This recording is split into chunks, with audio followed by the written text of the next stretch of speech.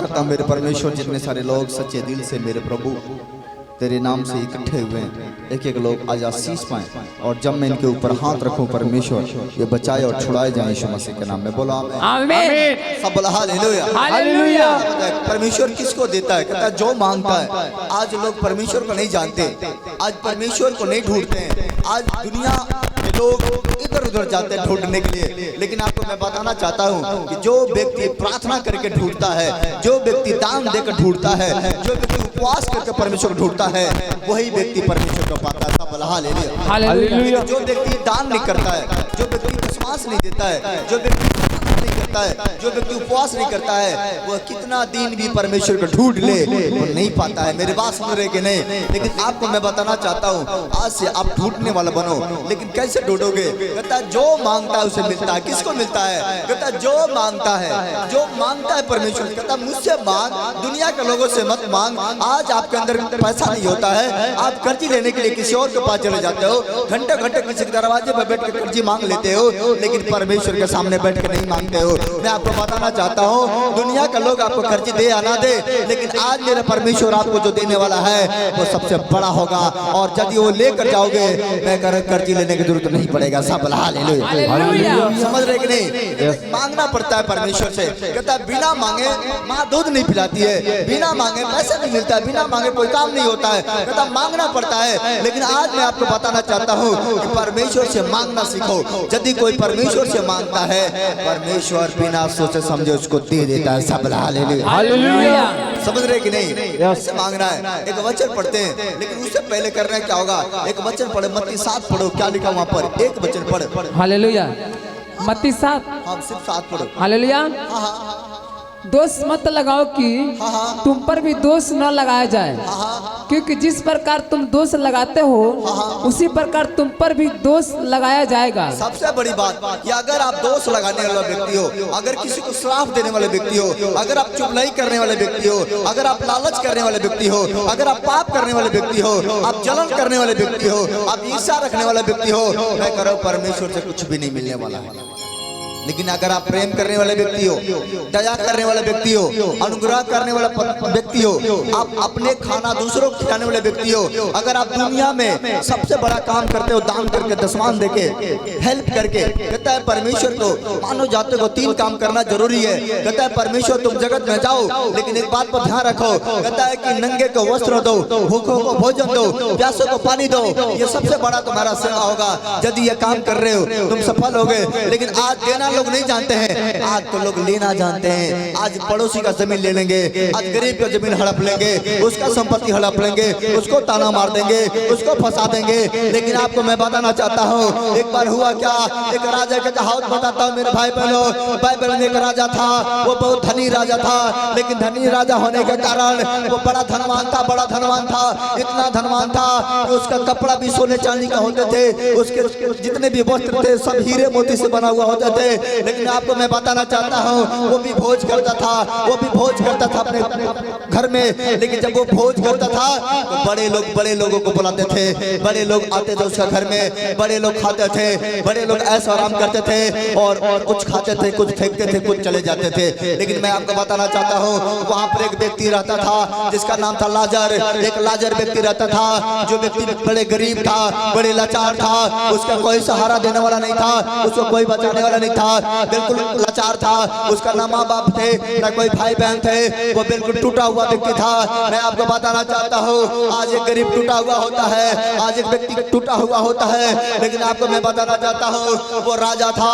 राजा जो क्या करता था, जब अपने घर में कोई फंक्शन करता था, बड़े बड़े लोगों को बुलाता था, बड़े बड़े लोगों को। आज मैं आपको बताना चाहता हूँ, जो राजा होता है वो कभी गरीब के घर में कार्ड नहीं भेजता है, कभी गरीब के घर में ये नहीं जाकर कहता है कि मेरे घर तेरा दावत है, क्योंकि वो जानता है ये तो गरीब है, मैं धनवान हूँ। अगर मेरे घर पर गरीब आएगा, अगर मेरे घर पर गरीब आएगा तो जो मेरे साथ मेरे बराबरी के लोग हैं वो घृणा करेंगे, वो ईर्ष्या करेंगे, वो कहेंगे ये गरीब को बुला लिया अपने घर पर। लेकिन मैं बताना चाहता मेरे भाई बहनों, लेकिन वैसे ही राजा था।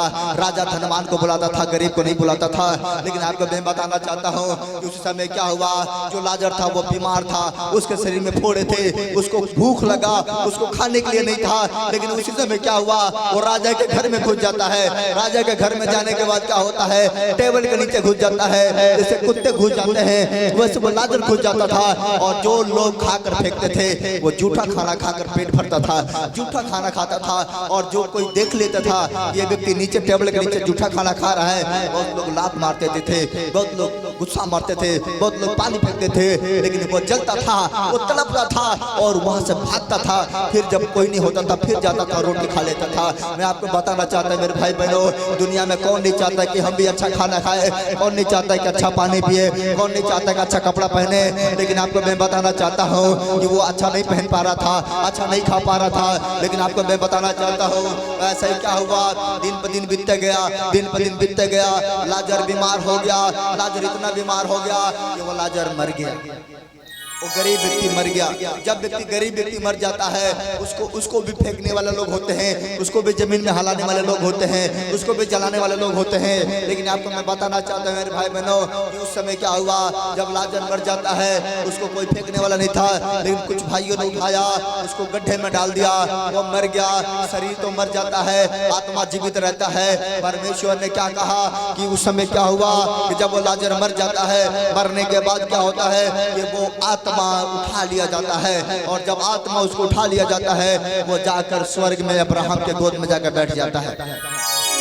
जब अब्राहम के गोद में जाकर लाजर बैठ जाता है, गरीब व्यक्ति जाकर बैठ जाता है, उसको कुछ दिन के बीतने के बाद क्या होता है, जो राजा था, जो धनवान था, वो भी मर जाता है। जब धनवान व्यक्ति भी मर जाता है तो मरने के बाद उसको सोने का चद्दर, सोने का सब कुछ दे के उसको जमीन में हिला दिया जाता है, दफना दिया जाता है। दफनाने के बाद क्या होता है, उसका भी आत्मा उठा लिया जाता है, उसके भी प्राण निकल जाता है। लेकिन आपको मैं बताना चाहता हूँ कि वो स्वर्ग से प्राण को निकाल लिया जाता है, पृथ्वी से निकाल लिया जाता है उस प्राण को। और जब वो ऊपर जाता है तो वो राजा व्यक्ति कहाँ चले जाता है, नर के कुंड में, और गरीब व्यक्ति चले जाता है स्वर्ग में, राज में। मैं आपको बताना चाहता हूँ कैसे चले जाता है। जब राजा नरक के कुंड में जाता है, जब नरक में आग में जाता है, जब नरक के आग में चीखता और चिल्लाता है तो नरक में से मुंडी उठा कर देखता है, देखता है, कहता है ओ वो तो वही लाजर है जो गरीब था, ये तो वही लाजर है जो भीख मांगता था, ये तो वही लाजर है। अब वहां से कहता है ये क्या हो गया, मैं धनी होकर नरक में हूँ, ये गरीब होकर स्वर्ग में है। ये मैं धनी होकर नरक के कुंड में जल रहा हूँ, ये व्यक्ति गरीब होकर स्वर्ग में ऐश कर रहा है। मैं आपको बताना चाहता हूँ उस राजा ने विनती किया और कहा है परमेश्वर अपने लाजर को मेरे पास भेज दे ताकि वो अपने उंगली को सीने में बोरकर मेरे जीभ में गिराए और मैं उसे चाट कर ठंडा पाऊं। लेकिन परमेश्वर ने उसे कहा नहीं, ऐसा नहीं हो सकता है, कोई स्वर्ग से नरक नहीं जा सकता है और कोई नरक से स्वर्ग नहीं जाता है, ये बहुत दूरी है, ये बहुत दूरी है। वो तड़पने लगा, राजा रोने लगा, तेरा ये क्या हो गया। उसने कहा, राजा ने कहा हे परमेश्वर मैं तो राजा था, मैंने ऐसा क्या कर दिया कि तूने मुझे नरक में डाल दिया, और ये लाजर ऐसा भिखारी क्या कर दिया कि तूने स्वर्ग में डाल दिया। परमेश्वर ने कहा हे मनुष्य, हे मनुष्य, हे राजा, तुझे नहीं पता है जो तू राजा है नो, तूने धरती पर सारा सुख भोग लिया है, तूने धरती पर सारा सुख विलाप भोग लिया है, इसलिए तूने सुख का समय खत्म कर दिया है। इसलिए तूने लाजर को गरीब नहीं समझा, दुखिया को दुखिया नहीं समझा, बीमारों को बीमार नहीं समझा, लाचार को लाचार नहीं समझा, उसको मारा, घसेटा, लात मारा, उसको बहुत ताड़ना दिया, बहुत तूने परेशान किया, इसलिए उसने सहता रहा। ये लाजर जो गरीब था इसने दुनिया का सारा दुख अपने ऊपर उठाया, ये दुख को सहा और सहने के बाद आज स्वर्ग राज में है और तूने पृथ्वी पर सारे ऐशो आराम कर लिया, इसलिए तू आज नरक के कुंड में है। सब बोला हालेलुया। आज लोग कहते हैं कि यार चलो 4 दिन की जिंदगी मिला है, ऐशो आराम कर लेते हैं, मन मस्ती कर लेते हैं, लेकिन इसके बाद मैं आपको बताना चाहता हूँ रियल तो जिंदगी इसके बाद है, रियल तो जिंदगी इसके बाद है। अरे आपका उम्र बहुत होगा, 50 साल, 60 साल, 70 साल, 80 साल, 90 साल, 100 साल जियोगे, उसके बाद तो मरना है मेरे भाई बहनों। चाहे वो राजा तो भी मरेगा, गरीब है तो भी मरेगा, लेकिन फर्क इतना होगा कि जिसने दुख उठाया है उसको सुख मिलेगा और जिसने सुख उठाया है उसको दुख भी मिलेगा। सब हालेलुया। कहता है दोनों का समय होता है, कहता है गेहूं को बोने का समय होता है तो गेहूं को काटने का भी समय होता है, गेहूं को पटकने का भी समय होता है, गेहूं को पीसने का भी समय होता है, कहता है हर चीज का समय होता है मेरे भाई बहनों। लेकिन आपको मैं बताना चाहता हूँ कि अगर आपने जीवन में दुख उठा लिया है, आज से कल से आपको सुख आना स्टार्ट हो जाएगा। सब हालेलुया। सुख का मतलब मतलब मैं ये नहीं सुख बता रहा हूँ। सुख का मतलब होता है कि हम अभी आनंदित हैं, तो हम कोशिश करें कि हमारे सामने अगर गरीब भी आ जाए उसको खुश रखें, उसको दुखी ना करें, उसे लात ना मारे, उसका जमीन ना हड़पो, उसका कोई बर्बाद ना करो, उसको रुलाओ मत, उसको दुख ना दो, क्योंकि आप भी मर जाओगे, जमीन यहीं कहीं रह जाएगा, संपत्ति यहीं कहीं रह जाएगा। हम भी कोई स्वर्ग में जब जाएंगे, परमेश्वर का राज में जब जाएंगे तो संपत्ति लेकर नहीं जाएंगे, खाली हाथ जाएंगे, मुट्ठी खोल कर जाएंगे। अपने जो कर्तव्य कर रहा हूँ, जो अच्छा करूंगा तो अच्छा फल पाऊंगा, बुरा करूंगा तो बुरा फल पाऊंगा, क्योंकि मेरा भी करने का फल होगा।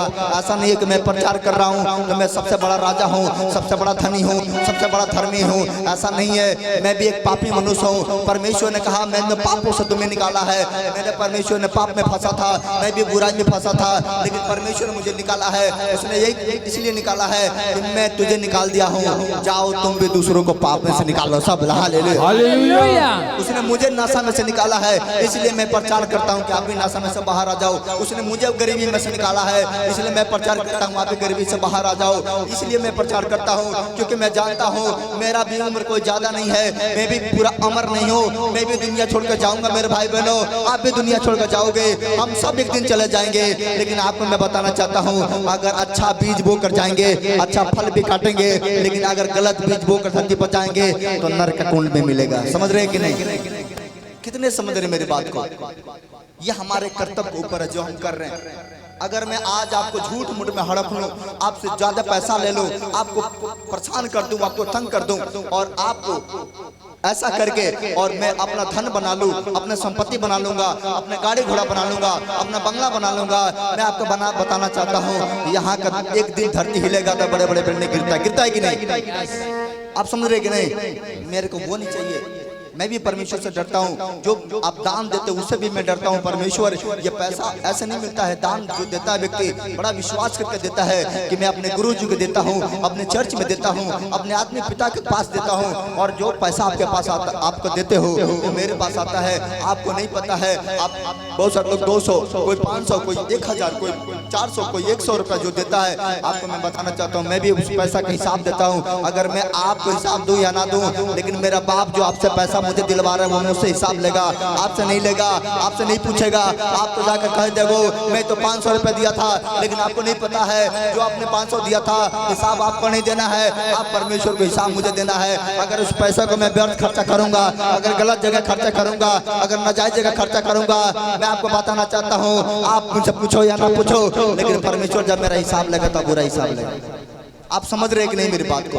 आपको नहीं पता है, हर चीज का हिसाब लेगा वो, हर चीज का, हर दिन का हिसाब लेगा, हर रात का हिसाब लेगा, क्योंकि हम आए हैं, परमेश्वर ने मुझे बनाया है। मैंने बताना चाहता हूँ माँ बाप तो हमें जन्म देते हैं, लेकिन बनाने वाला परमेश्वर है। आँख, मुंह, नाक, शरीर परमेश्वर ने दिया है, ये सुंदर शरीर परमेश्वर ने दिया है, और इसलिए दिया है कि मैं दूसरों को भी सुंदर कर सकूं। सब हालेलुया। आप समझ रहे कि नहीं? सुंदर व्यक्ति कौन होता है? जिसका सुंदर विचार होता है। सुंदर व्यक्ति कौन होता है? जिसका सुंदर रहन होता है। सुंदर व्यक्ति कौन होता है? जिसका सुंदर स्वभाव होता है। अगर अंदर से आप सुंदर हो, मैं कह रहा हूं बाहर की सुंदरता चमकने लगेगी। यीशु के नाम में बोला हालेलुया। इसलिए परमेश्वर ने उससे कहा कि तूने धरती पर सारा सुख भोग लिया है, तेरे को तो दुख देखने को नहीं मिला है, तू दुख देखा ही नहीं है, इसलिए तेरे को नरक में दुख मिल रहा है। और जिसने दुख उठाया है आज वो स्वर्ग में सुख भोग रहा है। बात समझ रहे कि नहीं? उसने कहा परमेश्वर मैं क्या करूं, मुझे कैसे निकालना है? उसने कहा, परमेश्वर ने कहा हे राजा तू अब नरक कुंड से बाहर नहीं आ सकता है, क्योंकि जब जो व्यक्ति एक बार नरक में चले जाता है। अब मैं एक बात बता दूं, अभी आप शरीर में अगर आपको बिजली के शॉर्ट लगाया जाए, बिजली के शॉर्ट से क्या हो जाएगा? थोड़े समय में बेहोश हो जाओगे, थोड़े समय में बेहोश हो जाओगे, और जब बेहोश हो जाओगे आपको पता नहीं लगेगा बिजली शॉर्ट मारा जा रहा है कि नहीं मारा जा रहा है, बेहोश हो जाओगे। लेकिन आपको मैं बता दूं, शरीर में हो तो बेहोश हो जाओगे, शरीर में हो तो आपको दांत लग जाएगा, शरीर में हो तो आपको परेशानी आ जाएगा। लेकिन आपको बताना चाहता हूं जिस दिन इस शरीर के छोड़ के आत्मा निकल जाएगा, जब वहां नरक कुंड में शरीर नहीं होगा, आत्मा होगा, और जब आत्मा का दिन रात चलेगा उसमें बेहोश होने वाला सिस्टम ही नहीं है कि बेहोश होगा। आप चीखते रहोगे, चिल्लाते रहोगे, जलते रहोगे, बेहोश नहीं हो सकते हो कभी, क्योंकि उसमें सिस्टम नहीं है बेहोश होने वाला, क्योंकि आत्मा तड़पता रहेगा, तड़पता रहेगा, तड़पता रहेगा। अभी हमारे पास समय है, परमेश्वर बचाना चाहता है। और उस समय विनती किया, राजा ने विनती कहा हे परमेश्वर तू ऐसा कुछ कर कि हम तो नरक में आ गए, हम तो ना समझ थे, नरक में आ गए, लेकिन मेरा 5 भाई घर पर है, गांव में है। परमेश्वर ऐसा कोई उपाय कर दे कि वो लोग बच जाए, वो लोग छुड़ा लिए जाए, वो लोग कम से कम नरक में ना है, उनको समझ में आ जाए। यहाँ से हम सिर्फ धनवानों को नहीं बल्कि गरीबों को भी देखेंगे, सिर्फ धनवानों को नहीं बल्कि गरीबों को भी सेवा करेंगे। मैं आपको बताना चाहता हूँ मेरे भाई बहन, सबसे बड़ा भोज परमेश्वर बाइबल में क्या लिखा पता है क्या है? सबसे बड़ा भोज क्या होता है? अगर कहता है तुम भोज करो, जब तुम भोज करो, भोज का मतलब होता है कि जब कोई हम किसी को खाना खिलाते हैं, जब कोई कार्यक्रम करते हैं, भोज करते हैं, तो जब भोज करो कहता है कि उस समय किसको बुलाओ? कहता है लंगड़े, लूज को, कोरिया को, गुंगे को, बहरे को, कहता है भीख मांगने वाले व्यक्ति को इनवाइट करो, बोलो मेरे घर खाना खाने आना है। ऐसे लोगों को इनवाइट करो, ऐसे लोगों को बुलाओ, ऐसे लोगों को वो एक दिन भोजन करा के देखो, ऐसे लोगों को पेट भर के देखो, क्योंकि वो भी अच्छे भोजन के लिए तरसते हैं। जब आप अच्छा भोजन बनाओ तो ऐसे गरीब को बुला कर लेकर आओ जो आपको ना खिलाए बल वो आपका घर खाए, और जब वो खाकर जाएगा जिंदगी भर याद रखेगा, स्वर्ग के पुस्तक में लिख दिया जाएगा ये फलाना व्यक्ति ने इस गरीब को भोजन दिया। सब हालेलुया। आप समझ रहे कि नहीं? एक बार क्या हुआ, परमेश्वर ने मुझसे बात किया और आधी रात को परमेश्वर ने कहा तू कल के दिन कमर बांटेगा। मैंने कहा परमेश्वर कैसे? उसने कहा तू बांटेगा, तू अपने हाथ से बांटेगा। मैंने कहा ठीक है परमेश्वर, अगर तेरा मर्जी है तो मैं ऐसा करूंगा। मैं आपको बताना चाहता हूँ, आधी रात को मैंने अपने टीम के पास फोन किया, मैंने कहा मुझे कल कमर वितरण करना है, हर हालत में बांटना, ठंडी ज्यादा हो रही है, मुझे कमर बांटना है। उस लोगों ने बोला ठीक है। मैंने तुरंत उसी दिन कमर खरीद कर मंगाया। आधी रात को मैंने क्या हुआ, स्टेशन पर जहाँ जहाँ चौराहा है रास्ते में मैंने घूम घूम के कमर वितरण किया था, घूम घूम के। समझ रहे कि नहीं? जितने लोग मैं देख रहा था स्टेशन पर सोए हैं, ठंडी में सोए, उनके वीडियो भी है मेरे पास, मैं यूट्यूब पर नहीं चढ़ाया लेकिन ऐसे वीडियो भी है, लाइव भी आया था मैंने और वहाँ दिखाया था मैंने। ये क्या है? क्यों मुझे परमेश्वर ऐसा करता है करने के लिए? यहाँ पर हर शनिवार के दिन कम से कम 8-9 बोरा चावल लगता है, 40 से 30 हजार, 40 हजार, 50 हजार, 20 हजार, 1.5 लाख का खाना बनाया जाता है यहाँ पर। क्यों बनाता हूँ मैं? आपका पैसा कहाँ जाता है? इसी चर्च में जाता है। मैं भी आपके पैसे से धनी होने के लिए नहीं, मेरे को परमेश्वर 2 वक्त को रोटी दे देता है, अच्छा कपड़ा दे देता है, घूमने के लिए गाड़ी दे दिया है, मेरे लिए बहुत है। इससे बड़ा धन नहीं चाहिए, लेकिन हाँ मुझे वो धन चाहिए जो आपके पास नहीं है। मैं मुझे वो धन चाहिए जो आपके दिल में है, मुझे वो धन चाहिए जब हम परमेश्वर के पास जाएं तो आप भी जाकर कहो ये मेरे पापा हैं, ये मेरे लिए अच्छा काम किए हैं। सब हालेलुया। मैं आपके लिए भी अच्छा कर, क्योंकि हम सब जानते हैं कि हम सब भाई बहन है। परमेश्वर ने किसी पति पत्नी करके जब बनाया था, पहले एक बनाया था, पहले आदम हवा को बनाया था तो एक बनाया था। आपका रिश्ता हमारा रिश्ता भाई बहन का। यहाँ पर हम लोग कोई चाचा हो, काका हो, मामा, नानी, फुआ, कुछ भी हो, लेकिन हम प्रभु के राज में जाएंगे तो सब भाई बहन हो जाएंगे, एक हो जाएंगे। आप समझ रहे कि नहीं? हमारा बहुत पवित्र रिश्ता है। इसलिए मैं आपको बच्चा बोलता हूँ। क्यों बोलता हूँ? मुझे पता है कि आप मेरे बच्चे समान हो, क्योंकि मैं मेरे अंदर जो है वो सबका पिता है कि नहीं? आप समझ रहे कि नहीं? इसलिए बच्चे हो और मैं आपको एक पवित्र रिश्ता बनाना है कि परमेश्वर के राज में पहुंच सके। सफल हालेलुया। और जब वो राजा ने प्रार्थना किया कि परमेश्वर जब तक यहाँ से कोई नहीं जाएगा स्वर्ग के लोग बचाए नहीं जाएंगे, उस समय क्या हुआ, परमेश्वर को समझ आ गया कि किसी न किसी को भेजना पड़ेगा। तब यीशु मसीह जगत में आया और आने के बाद उसने प्रचार किया, लोगों को मन फिरा के बोला। उसने बताया कि अभी भी समय है, बोलो जाति जाति के लोगों को मन फिरा ले, क्योंकि स्वर्ग का नजदीक आ चुका है। और उसने प्रचार किया, उसने प्रार्थना किया, उसने मुर्दों को जिंदा किया, कोड़ियों को शुद्ध किया और उसने अपने आप को कुर्बान कर दिया, क्रूस पर चढ़ा दिया गया। लोगों ने कोई गुनाह नहीं किया था फिर भी क्रूस पर चढ़ाया गया था, वो कोई गुनाह नहीं किया था फिर भी सजा पाया। हम लोग तो पापी लोग हैं, हमें तो दुख तो आना ही आना है। लेकिन आपको मैं बताना चाहता हूँ यीशु मसीह धर्म बदलने नहीं, यीशु मसीह जात बदलने नहीं, यीशु तो हमारा जीवन बदलने आया है। इसलिए आया है ताकि हम उसके नाम से बचा लिए जाएं। हालेलुया। अपने हाथ उठाओ, बोलो परमेश्वर। परमेश्वर आज मैं हाथ उठा कर रखो, मैं एक चीज बताना चाहता हूँ। हाथ उठा कर रखो, तू पति दबा कर कहाँ चले गए कार्यक्रम? ऐसे रख। मैं आपसे एक चीज कहना चाहता हूँ मेरे भाई बहन, आप 1 मिनट के लिए आंख बंद करो और आंख बंद करके और ये देखो कि आपके सामने प्रभु यीशु मसीह खड़े हैं। ये देखो कि वो अपना खून बहा रहा है और यीशु आपसे यही कह रहा है कि बेटी जब तक तुम गलती करोगे, जब तक तुम मेरी बात नहीं मानोगे, जब तक तुम घमंड करोगे, जब तक तुम पाप करोगे, जब तक तुम चोरी करोगे, जब तक तुम हत्या करोगे, तब तक मेरा खून बहता रहेगा। परमेश्वर आपसे कह रहे हैं, तुम बुराई करके खून बहाना चाहते हो कि भलाई करके? उस मरियम जो थी, जो पाप तो कर चुकी थी, लेकिन उसको समझ आ गया कि अगर मैं पाप में मरूंगी तो नरक जाऊंगी, मैं बचूंगी नहीं। और वो यीशु के पास आती है और यीशु के पैरों पर आंसू बहा बहा बहा के पैर को धोती है, अपने बालों से यीशु के पैर को पोंछती है, अपने ओठों से यीशु के पैर को चूमती है और वो मान लेती है कि परमेश्वर मैं गुनहगार मनुष्य हूँ। वो मान लेती है कि परमेश्वर मैं तो पापी मनुष्य हूँ। वो मान लेती है परमेश्वर मैं जगत में बहुत अपराध किया है, मैं तो बहुत पाप किया है, लेकिन अब हम नहीं करना चाहते हैं। परमेश्वर अब मुझे बचा ले, ताकि जो जीवन हमारा बचा है हम ऐसा अच्छा काम करें, ऐसा भला काम करें, ऐसा नेक काम करें कि जब परमेश्वर हम तेरे राज में आए ना, तो जब तू मुझे देखे तो कहे कि मेरा बेटा आ रहा है। उस समय तू जब मुझे देखे तो कहे मेरी बेटी आ रही है। आपको परमेश्वर आपसे गले लगाए दौड़ के। जब एक राजा का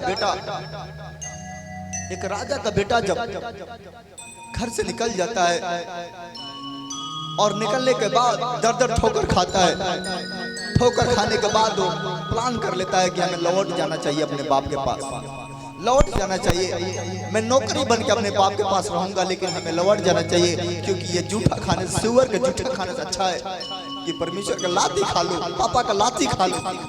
लौट जाना चाहिए। और उसी समय क्या होता, फैसला ले लेता है। हम वादा करते हैं परमेश्वर आज से हम वापस लौट रहे हैं, और लौट कर आता है। और जैसे उसके पिता को पता लगता है कि मेरा बेटा आज सब कुछ भूल कर वापस आ रहा है, पापा भी दौड़ के जाता है और गले लगाता है, भूल जाता है कि मेरे बेटा ने कितना गलती किया। आपको मैं बताना चाहता हूँ मेरे भाई बहनों, अगर आपको अपने मन से पूछो क्या तुम सही हो कि गलत हो, आप अपने मन से ही पूछ लो, आपका मन ही बताएगा कि कितना दिन भर में सही काम किए हो, कितना गलत किए हो। आप आज तक कितना सही काम किए हो, कितना गलत करे, आपका मन ही बताएगा। अगर आपका मन कर रहा है कि नहीं मैं तो गलत हूँ, पता है क्यों? पता है क्यों? परमेश्वर ने सबसे बड़ी बात कहा, उसने कहा क्या तुम नहीं जानते हो तुम्हारा शरीर परमेश्वर का रहने का घर है। ये मेरा शरीर, आपका शरीर मेरे भाई बहनों, ये परमेश्वर का रहने का घर है। आपके अंदर आपके पिता रहता है, आपके अंदर आपका स्वर्गीय बाप रहता है, आपके अंदर स्वर्गीय पिता रहता है। अगर ये शरीर के अंदर मेरा बाप रहता है और इस बाप को रहते हुए मैं दारू पी लूं, इस बाप को रहते हुए मैं नशा करूं, इस बाप को रहते हुए मैं बीड़ी पी लूं, इस बाप को रहते हुए मैं गांजा पी लूं, अगर इसी मुंह से पीऊंगा, अंदर जाएगा मेरा बाप रोएगा और कहेगा ये क्या कर रहे हैं, ये क्या कर रहे हैं। ये शरीर परमेश्वर का मंदिर है। अगर आप इससे पाप करते हो तो आप अपने शरीर से नहीं करते हो, बल्कि पवित्र आत्मा को लेकर करते हो, यीशु को साथ लेकर करते हो। जो कोई यीशु को साथ लेकर पाप करता है, जो पवित्र आत्मा को लेकर पाप करता है, समझो उसका जिंदगी कैसा होगा, समझो उसका लाइफ कैसा होगा। इस बात पर गौर करना है। जब व्यक्ति किसी के साथ पाप करता है तो अपने शरीर को झुकाता है, मतलब परमेश्वर को भी झुका देता है। जो अपने अंदर परमेश्वर बैठा है उसको भी झुका देता है। अगर कोई आदमी गलती करता है तो शर्मिंदा सिर्फ शरीर नहीं होता है, शर्मिंदा हमारे अंदर हमारे परमेश्वर भी होता है मेरे भाई बहनों। इसलिए परमेश्वर को शर्मिंदा होने से बचा लो, अपने पापों से मन फिराओ, अपने गुनाहों को कबूल कर लो, अपने हर एक पाप छोड़ दो और मन फिरा के परमेश्वर के पास आओ। परमेश्वर आप सबसे प्यार करता है। अपने गुनाहों को छोड़ो, वादा करो परमेश्वर से कि आज से, चाहे वो कोई लड़की हो, कोई लड़का हो, कोई औरत है, अगर किसी का शादी हो गया है, अगर कोई औरत का शादी हो गया है, तो चाहे पति जैसा भी है उसे संतुष्ट रहे, उसका देखभाल करें। दूसरा का पति कभी आपका साथ नहीं देगा, दूसरा का पति आपको कभी खर्चा नहीं देगा, अगर देगा भी तो आपको स्वार्थ के लिए देगा मेरे भाई बहनों। इसलिए किसी दूसरे पति के चक्कर में ना रहो। अपना पति चाहे गोरा हो, काला हो, जैसा भी है, आपके लिए सुंदर है, स्मार्ट है। स्मार्ट बनाओगे स्मार्ट हो जाएगा। एक लोहा का देखो, एक लोहा का देखो, लोहा फेंका हुआ होता है, लेकिन जब वो लोहार के घर चला जाता है, लोहार पीट पीट के उसको सीधा कर देता है, उसको हंसुआ बना देता है, उसको खुरपी बना देता है, उसको जो मर्जी आता है बना देता है। वैसे ही आपका पति है, पत्नी के अंदर गुण है, पत्नी के अंदर परमेश्वर ने सामर्थ्य दिया है। अगर पत्नी चाहेगी घुटना टेक के खुदा के सामने प्रार्थना करेगी, उसका पति अपने आप बदल जाएगा, बदलने की जरूरत नहीं है। आपका पति सुंदर हो जाएगा, स्मार्ट हो जाएगा। अगर कोई पति है वो अपने पत्नी से इतना प्यार करे, इतना प्यार करे कि पत्नी को किसी और के पास जाने की जरूरत नहीं पड़े, इतना प्यार करे। क्योंकि परमेश्वर ने कहा दुनिया में सारे रिश्ता तुम्हारे छूट जाएगा, लेकिन पति पत्नी का रिश्ता नहीं छूटना चाहिए, वो हमेशा कायम रहना चाहिए। कोई लड़की है, कुंवारी है, तो आने वाले समय के लिए वो अपने आने वाले पति के लिए प्रार्थना करे कि परमेश्वर जो मेरे जिससे रिश्ता हो, अच्छे घर में रिश्ता है। आज लोग अच्छा घर ढूंढते हैं। आज मैं बताना चाहता हूँ मेरे भाई बहनों, कोई बहन ऐसी है जो पाप कर रही है और अच्छा लड़का ढूंढ रही है, कैसे मिलेगा हो? कोई लड़की ऐसा हो सकता है कि पाप करे और लड़का अच्छा खोजे कि नहीं मैं पापी हूँ, मैं तो किसी और के साथ घूमती हूँ, और लड़का जो किसी के साथ घूमने वाला ना मिले? ऐसा हो सकता है क्या? जैसा तुम बोओगे वैसा तुम काटोगे। कोई लड़का है किसी गैर लड़कियों के साथ ऐशो आराम कर रहा है और वो खोज रहा है कि मेरा शादी हो तो अच्छा घर का लड़की मिले, अच्छा लड़की मिले जो किसी लड़के के पास ना गए हो। ऐसा हो सकता है क्या? अगर आप पवित्र हो, आपके पत्नी भी पवित्र मिलेगी। आप पवित्र हो, आपका पति भी पवित्र मिलेगा। आप पवित्र हो, आपका हर एक रिश्ता पवित्र होगा। लेकिन अगर आप गलत हो, आपका हर काम गलत होगा। ये लिख लो आज के दिन। इसलिए मेरे भाई बहनों, अभी भी समय है, अपने सारे गुनाहों को छोड़ दो, अपने सारे पाप को छोड़ दो, अपने सारे अपराध को छोड़ दो, अपने सब कुछ भूल के नया जन्म आओ, क्योंकि 2024 आने वाला है। 24 में जाओ तो पिछले बातें भूल जाओ, नया जीवन स्टार्ट करो। सब बोला हालेलुया। मेरे बात समझ पा रहे कि नहीं? मेरे बात समझ पा रहे कि नहीं? बहुत मैंने चर्च के अंदर मैंने कुछ लड़कियों को गलती देखा, कुछ लड़कों को भी गलत देखा कि वो चर्च में आते हैं, वो परमेश्वर को नहीं जानते हैं, वो एक दूसरे को लाइन मारने लगते हैं। उनको पता है कि पापा जानते नहीं है, यहाँ बाउंड्री के अंदर कहीं भी रहोगे मुझे पता हो जाएगा तुम कर क्या रहे हो। नहीं करो ऐसा। तुम किसको धोखा दे रहे हो? माँ बाप का किसको धोखा दे रहे हो? समाज का किसको धोखा दे रहे हो? पड़ोसी का किसको धोखा दे रहे हो? अपने आत्मिक पिता का मुझे धोखा दे दोगे, मेरे अपने माँ बाप को दे दोगे, अपने भाई बहन को दे दोगे, लेकिन परमेश्वर का धोखा नहीं दे पाओगे। वो तुम्हारे एक एक चीज का हिसाब लेगा। बोलो आमीन। एक एक चीज का हिसाब लेगा। क्या मन फिराना चाहते हो कि नहीं? एक ही रास्ता है। यूहन्ना जब आया उसने प्रचार किया और कहा है जाति जाति के लोग मन फिराओ, अपने पापों अपने गुनाहों का कबूल करो, अपने गलती को मान लो और पिता और पुत्र और पवित्र आत्मा के नाम से तुम डुबकी लगाओ कि तुम्हारा पाप क्षमा कर दिया जाए। बोलो आमीन। आमीन। इसलिए आप पूरे तैयारी होगा। जो तैयारी होगा कि नहीं आज से मैं लिखित करता हूँ कोई ऐसा कोई अपराध पाप नहीं करूंगा, गुनाह नहीं करूंगा, वो बचाया जाएगा। कैसे बचाया जाएगा? वो मन फिराएगा, उसे बपटिज्म दिया जाएगा, वो पानी से बपटिज्म लेगा और बपटिज्म लेने के बाद बुड़कियां मारने के बाद वचन लेगा कि मैं फिर से कभी पाप नहीं करूंगा, और उसके ऊपर पवित्र आत्मा उतरेगा और उसका जीवन बदल जाएगा। सब हालेलुया।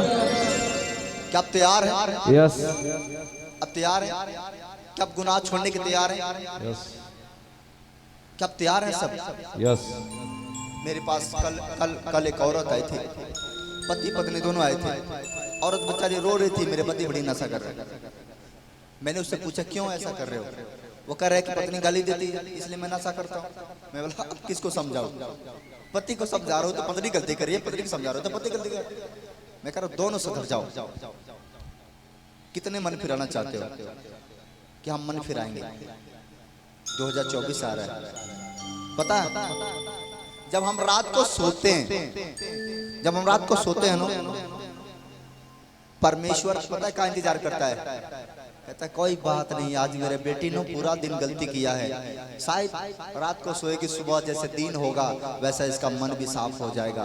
इंतजार करता है रात को, और जब सुबह उठते हैं तो परमेश्वर इंतजार करता है, आज सुबह उठते हुए मेरी बेटी कहेगी परमेश्वर चाहे कुछ भी हो जाए, आज हम झूठ नहीं बोलूंगी, आज हम पाप नहीं करूंगे, चाहे कुछ भी हो जाए। ये सुनना चाहता हूं, बोल के जाओ आई एम ब्लेस्ड, बोलो कि मैं ऐसा पाप नहीं करूंगा परमेश्वर। आप जब आप गलती करोगे परमेश्वर रोएगा, मत रुलाना परमेश्वर। आप समझ रहे कि नहीं? ऐसा देखना कि जब कोई बेटी पाप करती है, उसके माँ बाप को पता लग जाता है कि मेरी बेटी गलत है, रात को रोती नहीं है, रात भर रो रो के बिहान बिताती है, सो नहीं पाती है माँ बाप कि मेरे बेटी गलती काम कर रही है। एक जन्म देने वाले माँ बाप आपके लिए इतना चिंता करते हैं, इतना रोते हैं, जिसने आपको बनाया है वो आपके लिए कितना रोता होगा कि तुम पाप करोगे तो नरक जाना है। ऐसा हो सकता है कोई चोरी करे और गोली ना खाए?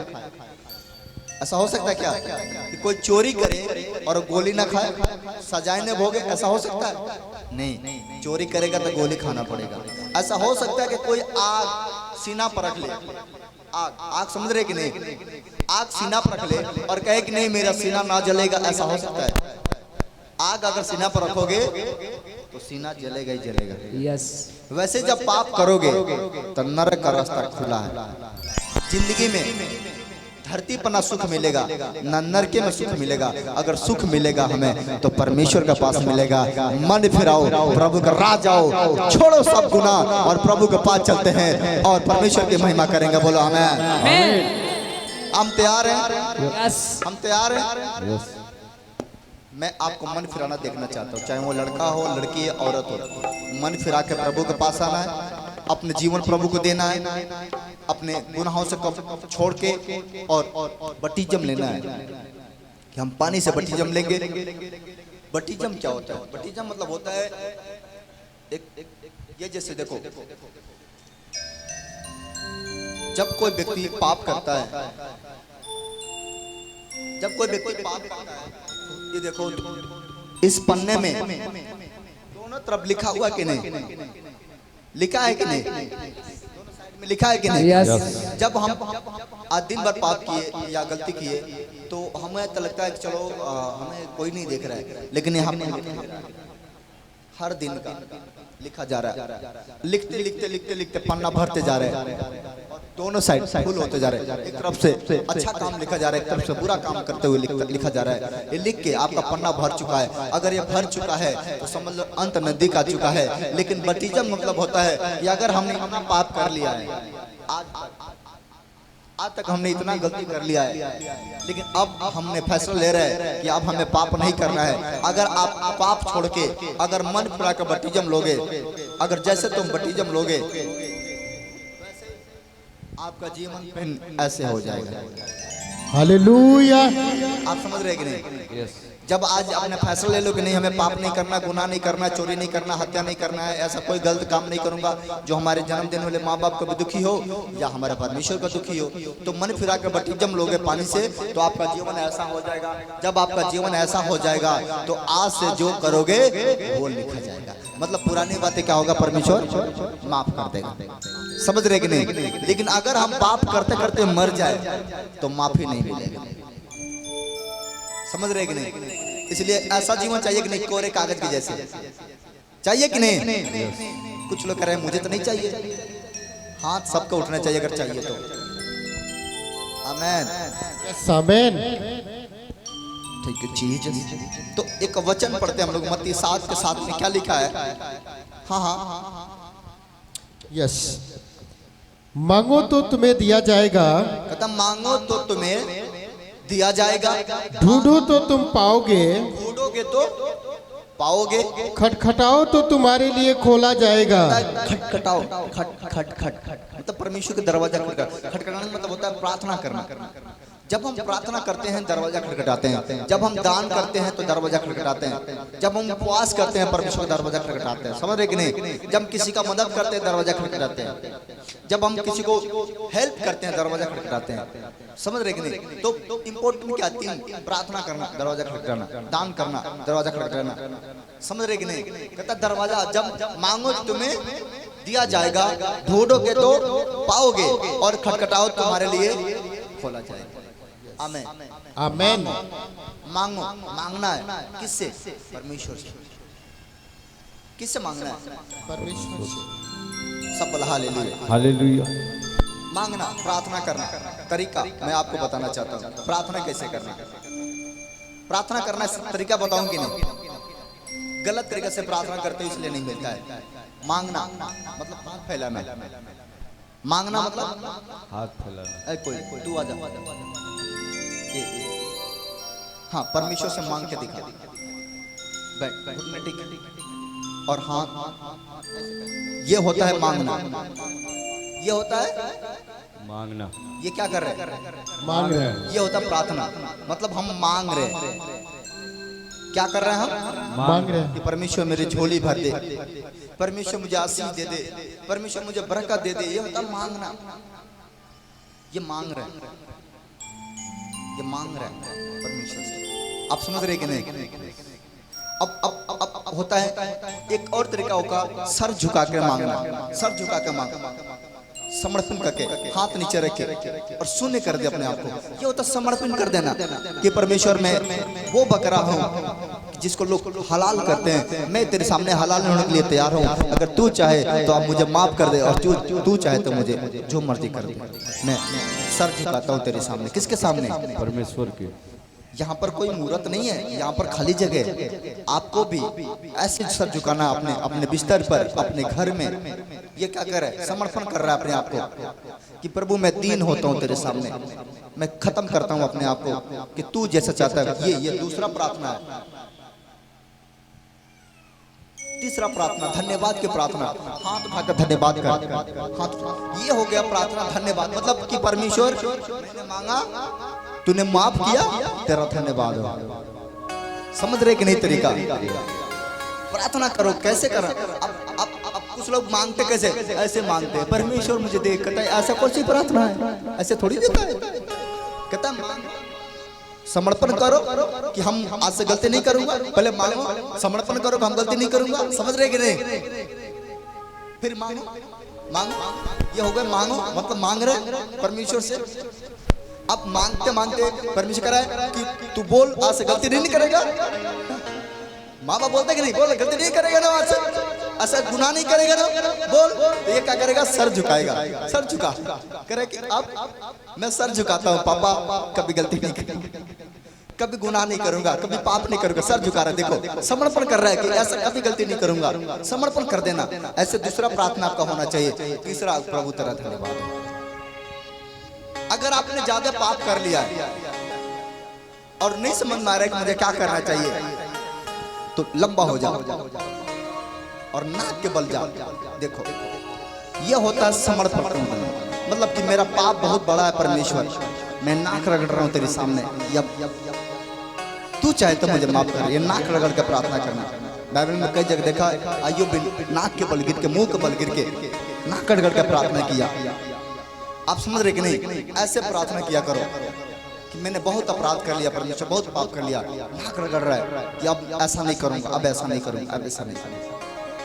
देख रहे प्रार्थना के नहीं? हर एक अलग तरीका का प्रार्थना करना है, यानी कि एक ही प्रार्थना से सब मिल जाएगा, नहीं मिलेगा।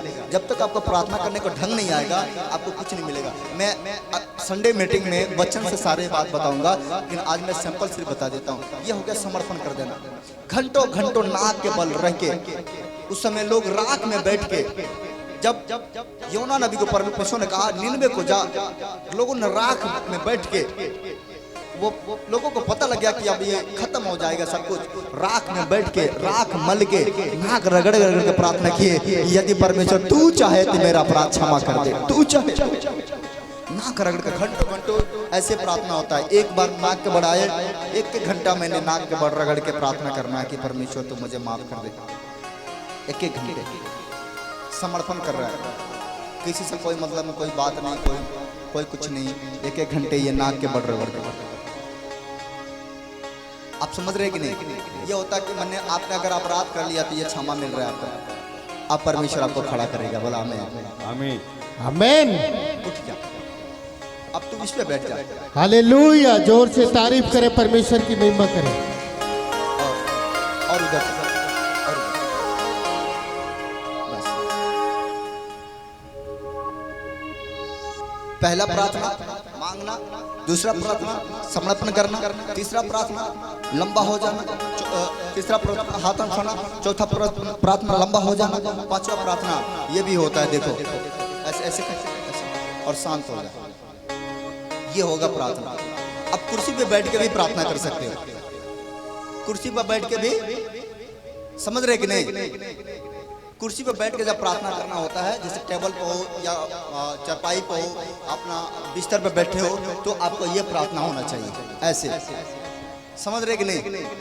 ये होता है, मतलब हम कहीं ऐसा जगह गए हैं, ट्रेन में, मान लो ट्रेन में सफर कर रहे हैं, हमें कहीं जगह नहीं है सोने बैठने के लिए, तो हम ऐसे प्रार्थना करेंगे।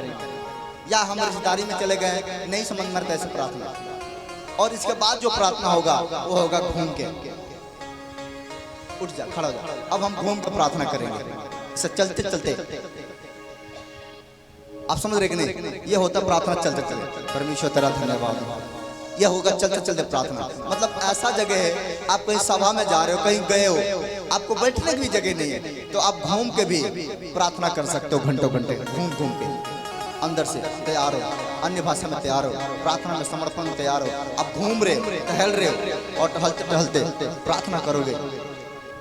आप समझ रहे कि नहीं? यरीहो का दीवार कितने दिन में, कितने भावरा में घुमा तोड़ा गया था, गिरा गया था?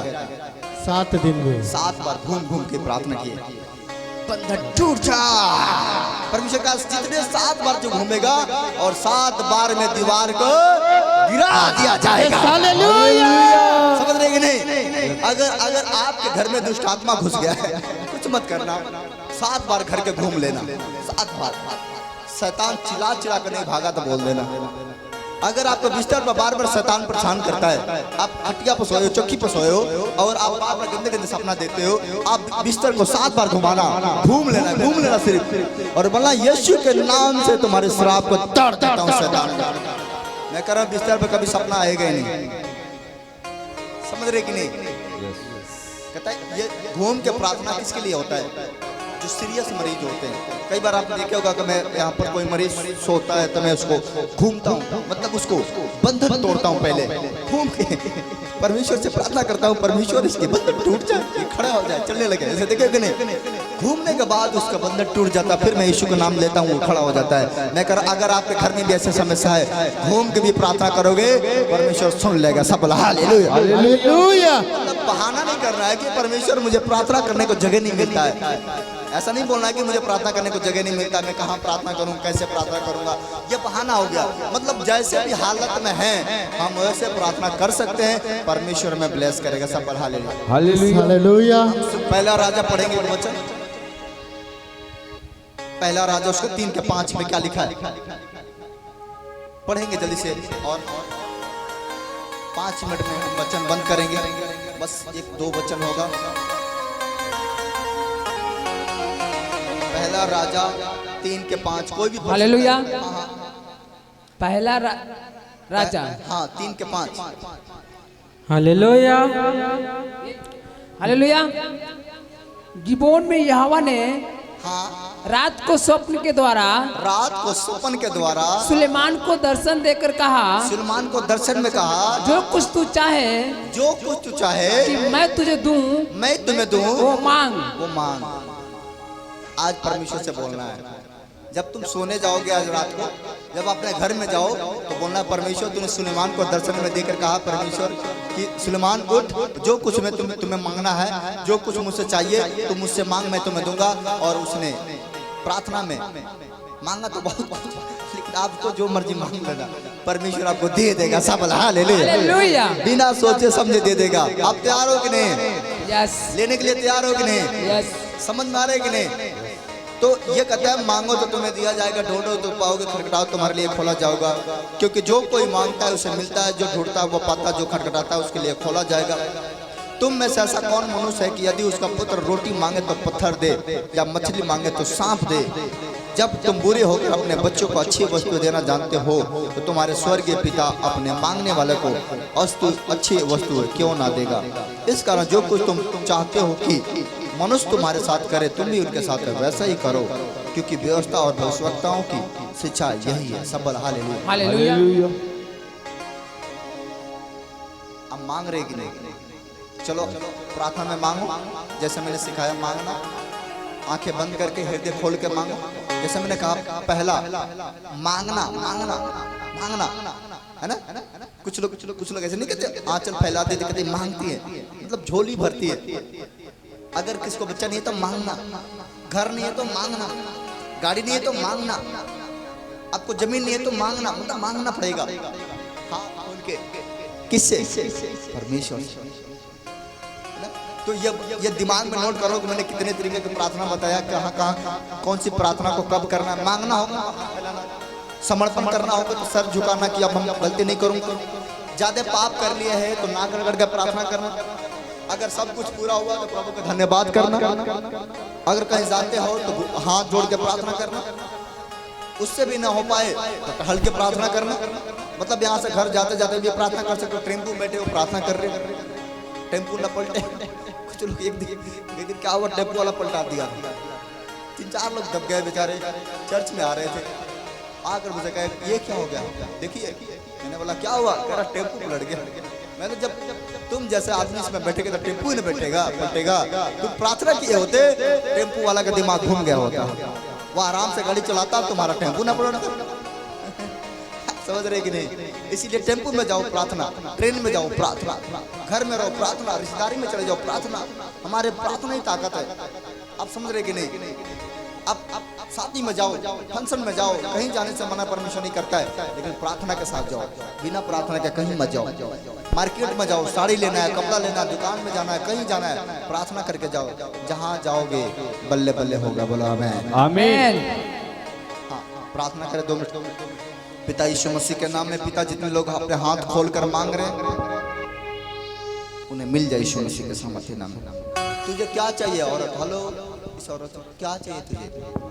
पैर से चलना चाहती है, पैर तेरा काम नहीं करता है। कब से नहीं काम करता है? 16 साल से। तू चलना चाहती है? पक्का? क्या मांगेगी परमिशन? प्रभु से मैं अपना पैर मांगती हूँ, मुझे चलना है। अच्छा पैर अब ऐसे कर, पैर लंबा कर।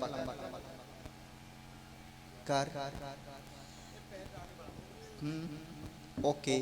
तूफानों में जकड़ा था मैं, मुझे मेरे यीशु ने थाम लिया।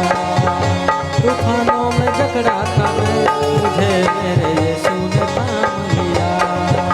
हवाओं से क्यों डरूं, बलाओं से क्यों डरूं, हवाओं से क्यों डरूं, बलाओं से क्यों डरूं, तूफानों से क्यों डरूं।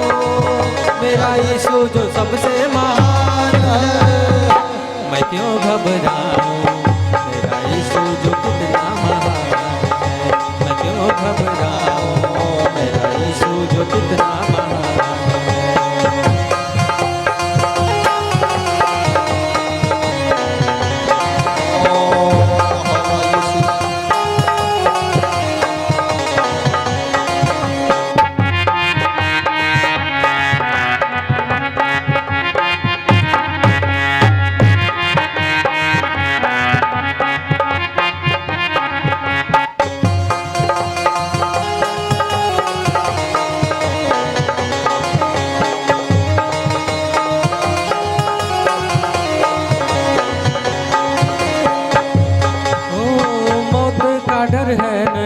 मुझे मेरा जिंदा यीशु मेरे साथ है।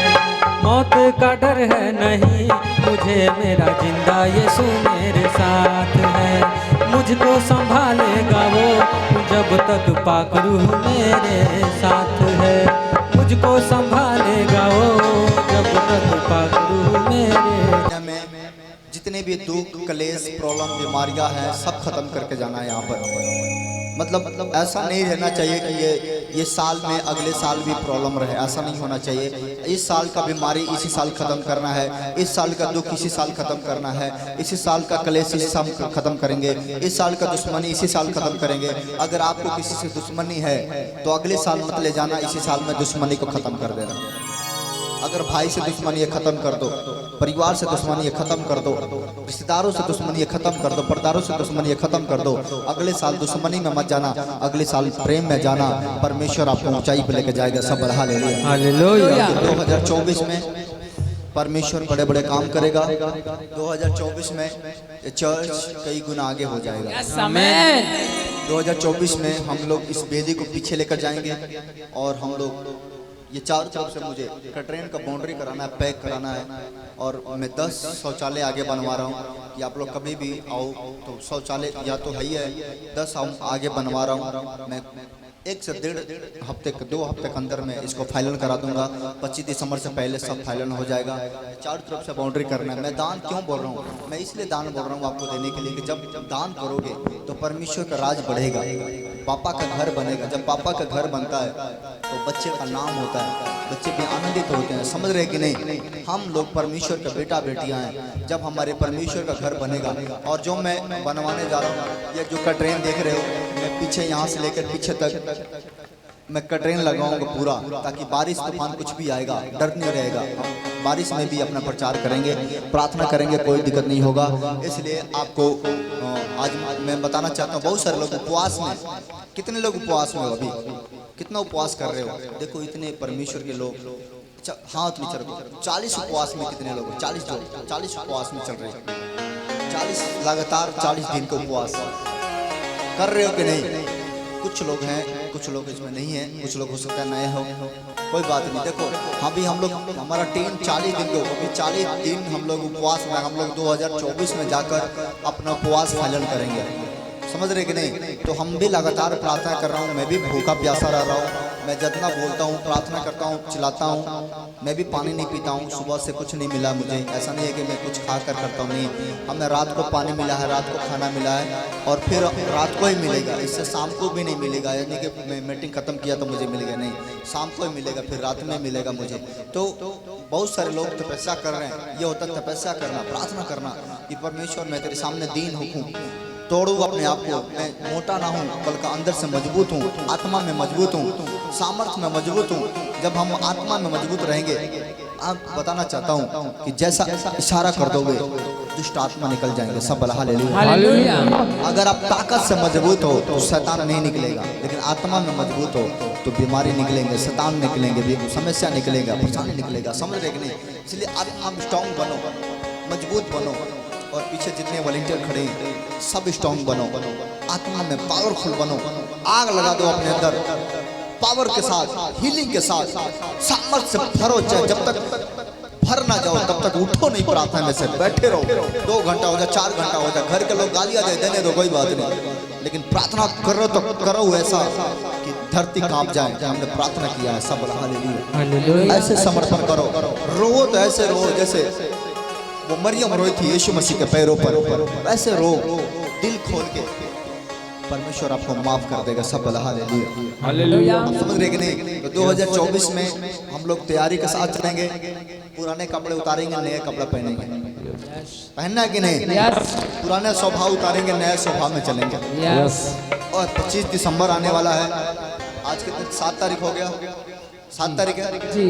अभी 25 दिसंबर देखो करीब आ रहे हैं। 25 दिसंबर को समझो कितना बड़ा मेला होता है यहाँ पर। और 25 दिसंबर में हम लोग बहुत बड़ा कार्यक्रम करते हैं। ये पीछे से लेके आगे तक जगह नहीं मिलेगा, इसलिए 25 दिसंबर की तैयारी मैं कर रहा हूँ। अगला शुक्रवार को, ये शुक्रवार नहीं, अगला शुक्रवार को जिसके पास औलाद नहीं है उनके लिए स्पेशली प्रार्थना होगा। उनके लिए कोई फार्म नहीं होगा, उनके लिए कोई फार्म नहीं भरूंगा, डायरेक्टली उनके लिए मैं प्रार्थना करूंगा। जिसके पास बच्चा नहीं है वो डायरेक्टली प्रार्थना कराएंगे अगला शुक्रवार को। समझ रहे कि नहीं? वो लोग डायरेक्ट आकर मुझसे मिलेंगे और परमेश्वर उन्हें ब्लेस करेगा। सिर्फ वही लोग नहीं, अगले शुक्रवार के दिन जो लोग मन फिराले बटीचम ले चुके हैं उन्हें प्रभु भोज अगले शुक्रवार को दिया जाएगा। इस शुक्रवार को कुछ काम होने के कारण मैं नहीं बैठ पा रहा हूँ, क्योंकि मुझे कहीं अर्जेंट जाना है, इसलिए मैं शुक्रवार को नहीं कर पाऊंगा। और अगले शुक्रवार को मैं ये कार्यक्रम रखूंगा प्रभु भोज का। जिसके पास बच्चा नहीं है उसके लिए स्पेशली प्रार्थना होगा। संडे के दिन मीटिंग करने के बाद लगातार काउंटर लगा रहेगा। और जो लोग सेवा में चुनना चाहते हैं कि हम सेवा में चलेंगे, 25 दिसंबर के दिन हम लोग जितने जेंट्स लोग हैं कि हम आपके साथ रहेंगे, मेरे साथ रहना चाहते हैं 25 दिसंबर के साथ, लड़कियाँ हैं औरतें हैं जो तैयारी करके आएंगी कि नहीं हमें साथ रहना है, हमें सेवा करूंगा, अपना सेवा दूंगी, तो वो अपना सेवा के लिए नाम नोट कराएंगे। मैं स्पेशली उनका मीटिंग रखूंगा, उनके लिए स्पेशली प्रार्थना करूंगा, परमेश्वर ब्लेस करेंगे। सब हालेलुया। आप समझ रहे कि नहीं? इसलिए हम 25 दिसंबर का तैयारी में चल रहे हैं। और 25 दिसंबर की क्या चीज़ है जानते हो? हमारे पिता का क्या मनाते हैं हम लोग? जन्मदिन। जो हमारा स्वर्गीय पिता है उसका जन्मदिन। कौन नाचेगा, कौन गाएगा, कौन बजाएगा, कौन झूमेगा? जो हम लोग, जो पापा का पापा के जन्मदिन में नाचेगा गाएगा, उसका बल्ले बल्ले हो जाएगा। सब हालेलुया। उस दिन पता है यीशु स्टेज पे होगा और जो झूमेगा ना उसको कहेगा ये ले बच्चा चाहिए ले, घर चाहिए ले, बरकत चाहिए ले। 2024 में तुम धनवान हो जाओ। आमीन। आज मैं बता रहा सच, चर्च मेरा धनवान होते जा रहा है। इतने गाड़ियाँ का गवाहियाँ, इतना जमीन का गवाहियाँ आ रहा है मेरे पास, इतने लोग घर बनाकर आ रहे हैं, इतने लोग बहुत सारे पैसा कमाकर पैसा फसल मिल गया, इतने गवाहियाँ। इसका मतलब क्या है? परमेश्वर धनी कर रहा है। हम बोलो हम सब धनी लोग हैं, हम गरीब लोग नहीं है। हम गरीब लोग। गरीब वो है जो यीशु को नहीं जानता है ना? सुनो कम करा। जितने लोग यीशु को जानते हैं, दुख भी होता है तो भी घबराहट नहीं होता है। हम लोग थोड़ा सा खाना रहता है संतुष्ट करके खा लेते हैं। यीशु को जानने वाले लोग थोड़ा सा खाना मिलेगा सब्र करके खा लेंगे, लेकिन किसी का जरूरत नहीं है, किसी से मांगना की जरूरत नहीं पड़ेगा। लेकिन जो यीशु को नहीं जानते हैं वो ढेरों मिल जाएंगे तो वो तबाही रहेगी। समझ रहे कि नहीं? जो यीशु को जानता है उसके घर में सुख शांति है। सुख शांति उसी घर में हो जो जिसका घर में यीशु होता है, सुख शांति होता है। लेकिन जो यीशु जिसके घर में यीशु नहीं होता उसके घर में क्लेश होता है। इसलिए अगर परमेश्वर नहीं है तो शांति मांगो। इसलिए मैं आपको बताना चाहता हूँ मैं धनी लोग हैं, क्योंकि हम लोग यीशु के नाम पर मांगते नहीं हैं। कोई मांगा है क्या? है? कोई ऐसा व्यक्ति है जो चौराहा पर खड़ा होकर कहे मुझे यीशु के नाम में चंदा दे दो? ऐसा हुआ कभी? नहीं। हम 25 दिसंबर की इतना बड़ा जलसा निकालेंगे, इतना बड़ा यहाँ पर कार्यक्रम करेंगे, लेकिन किसी से मांगने की जरूरत नहीं पड़ेगा। हमें पता है कि हमारे परमेश्वर का लोग ही काफी है देने के लिए। हम किससे मांगने जाए? है कि नहीं? हमारे परमेश्वर का बच्चे ही काफी है। थोड़ा थोड़ा करके दे देंगे, बर्थडे जैसे बन जाएगा। बोला हमें मनाना है कि नहीं? नच नच के आज नच नच जैसे